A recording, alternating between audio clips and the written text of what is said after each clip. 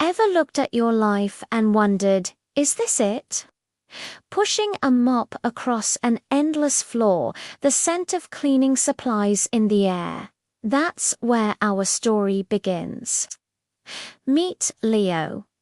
By day, he was a janitor, invisible to most, just another person in a uniform. But by night, in the quiet hum of the empty office buildings he cleaned, Leo was a dreamer. His dream didn't smell like bleach and floor polish.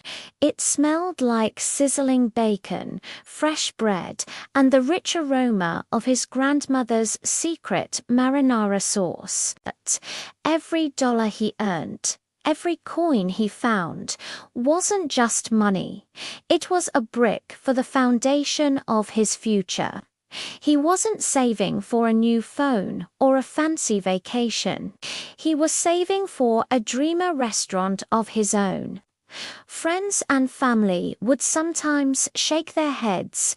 A restaurant? Leo, do you know how hard that is? But their doubts only fueled his determination. He'd nod, smile, and tuck another $20 bill into the worn-out shoebox under his bed. That shoebox wasn't just for money, it was a vault for his hopes.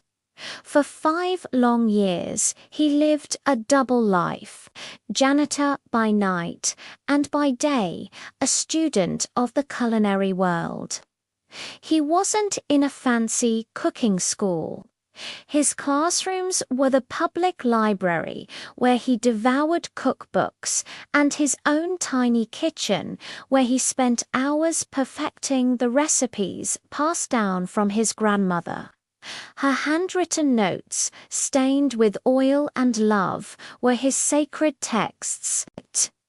He learned the art of a perfect sandwich, the balance of herbs in a soup, and the secret to making a simple meal feel like a feast. Then, one rainy Tuesday, everything changed. While walking home, soaked to the bone, he saw it. A small forgotten deli with a for sale sign taped crookedly in the window.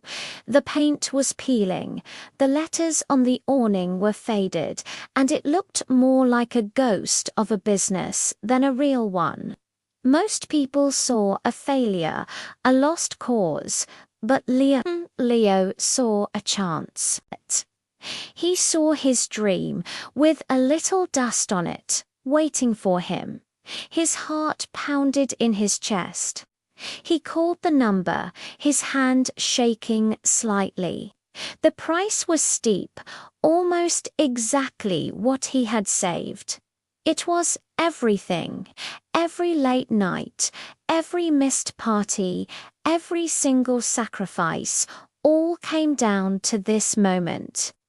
It was the biggest gamble of his life. Taking a deep breath, he said the words he'd been practicing in his head for years. I'll take it. The moment he hung up the phone, fear and excitement washed over him in equal measure. Leo, the janitor, was about to become Leo, the restaurant owner. The first few months were brutal. The place was in worse shape than he'd imagined. He spent his days tearing out old fixtures, scrubbing decades of grime from the tiles, and painting the walls a warm, inviting yellow. He did most of the work himself. His hands, once used to holding a mop, now expertly handled a paintbrush and a power drill. His nights were no longer about cleaning for others. They were about building for himself. He poured every last drop of his energy and his savings into transforming that dilapidated space. When the time came to create the menu, he didn't look at what other delis were doing. He opened his grandmother's old recipe book. He wasn't just selling food, he was selling memories. Known as meatball sub, the Sunday special roast beef, Grandma's legendary lasagna. Each dish had a story, a piece of his heart. He decided to blend these traditional, comforting flavors with a modern twist, creating sandwiches and meals that were both familiar and excitingly new. The grand opening wasn't so grand. A few curious neighbors wandered in, drawn by the smell of baking bread and fresh paint. His first customer, an elderly woman named Mrs. Gable, ordered a simple turkey sandwich. Leo held his breath as she took her first bite. Her eyes widened. A slow smile spread across her face. "Young man," she said, "this is the best sandwich I've had in 30 years." In that moment, Leo knew he had a chance. Word of mouth is a powerful thing, especially when it's fueled by genuine quality. Mrs. Gable came back the next day with 2 of her friends. A local construction crew, tired of their usual lunch spot, decided to give the new place a try. They were hooked. Leo learned every regular customer's name. He remembered who liked extra pickles and who preferred their bread toasted just so. The deli wasn't just a place to eat. It was becoming a community hub. People didn't just come for the food. They came for Leo. His secret weapon remained his grandmother's recipes. The flavors were authentic, born from love and tradition. The janitor's special, a hearty sandwich packed with slow-roasted pork and sharp provolone, became a local legend. People would line up out the door for it. Leo worked from dawn until long after dusk. His apron now his uniform. The exhaustion was real, but it was a different kind of tired. It was the satisfying ache of building something from nothing. One afternoon, a local food blogger, hearing the buzz, walked in unannounced. She ordered the janitor's special, a side of his famous pasta salad, and sat in a corner, quietly taking notes. Leo was too busy to even notice. A week later, her review went live. It wasn't just a review. It was a love letter. She wrote about the incredible food, but more importantly, she wrote about Leo's story, the janitor who traded his mop for a chef's knife and poured his life savings into a dream. The article went viral. Suddenly, it wasn't just locals lining up. People were driving in from all over the city. News crews showed up, cameras and microphones in hand, wanting to interview the man behind the counter. Leo, who had spent years being invisible, was now in the spotlight.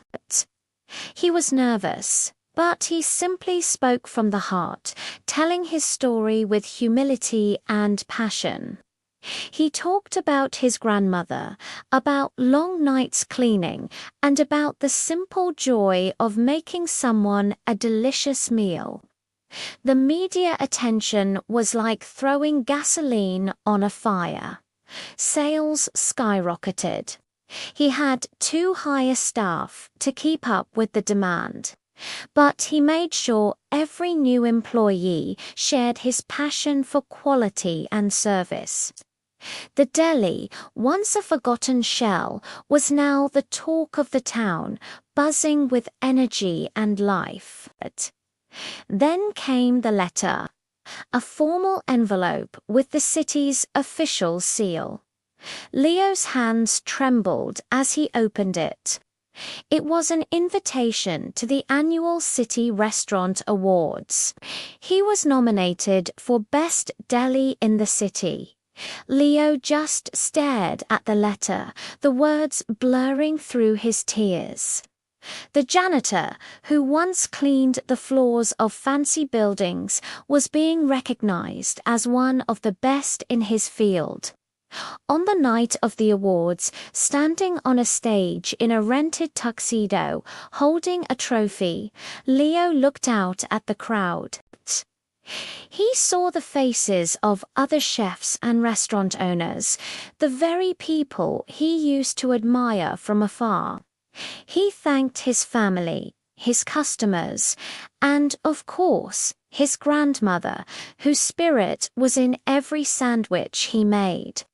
But then he did something unexpected. He thanked his old boss at the cleaning company. He thanked every office worker who ever left a mess for him to clean, because, he explained, it was in those quiet, lonely nights that his dream took root and grew so strong that nothing could stop it. Leo's journey from a janitor to an award-winning restaurateur isn't just a success story. It's a powerful reminder that it doesn't matter where you start. It doesn't matter what you do right now. If you have a dream and the courage to chase it with every fiber of your being, anything is possible. Your passion is your true profession. Thank you so much for watching and sharing this journey with us. If this story inspired you, please hit that like button and consider subscribing for more stories that prove the extraordinary is often found in the most ordinary of places. We'll see you in the next video.